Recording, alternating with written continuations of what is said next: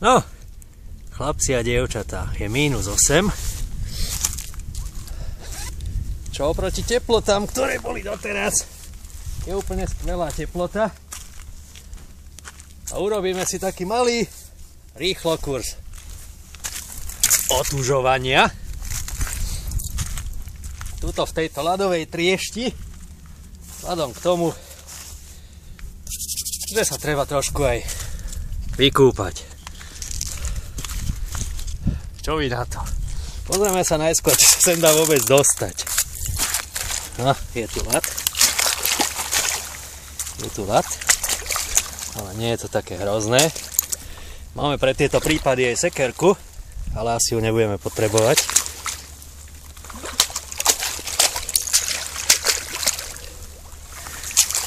Ty kokos, to je studené. A, tu je to už tečúce. Pozor, nešmyknúť sa. Samsung nie je vodotesný. Wow.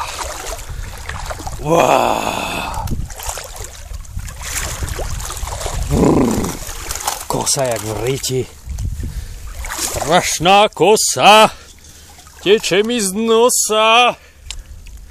Ostatné som zabudol od tej zimy.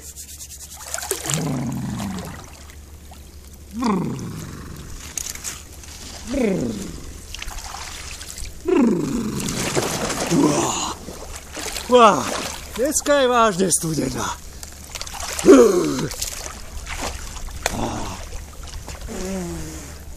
Keby náhodou som zahynul, tak ten, kto nájde tento záznam, nech ho niekde odozdá. Nech si to užijú aj ostatní. Strašná kosa. Strašná kosa. A slovenský ľadoborec. Tuším, som tu uviazol v ľade. Ľad je ostrý jak sviňa. A mne je zima. Ani sa to nerimuje, odchádzam. Strašná kosa, strašná kosa.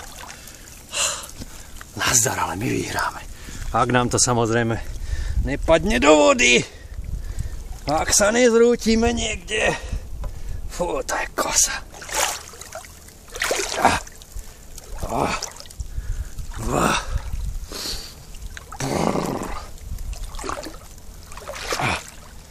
Nádhera. Nádhera. Trošku, pravda, chladno. Sa to trošku šmíka. Či to je nie ľad, človeče, však to je ľad tu dole pod vodou. Musíme to nejak obísť.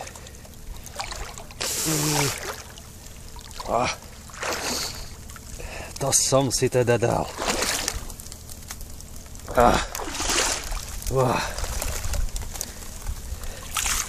Prebojujeme sa na breh. Tak, to bol malý výkrokul z otužovania, už nevládzem ani hovoriť, vážený. Strašná kosa, strašná kosa.